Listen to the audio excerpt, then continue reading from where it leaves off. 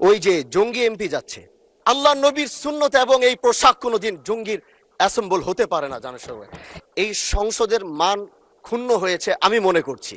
দক্ষিণ প্লাজা থেকে যখন আমি ভিতরে ঢুকবো, একদম কাছাকাছি পিছন থেকে কেউ একজন আমাকে সম্বোধন করছিল, ওই যে জঙ্গি এমপি যাচ্ছে।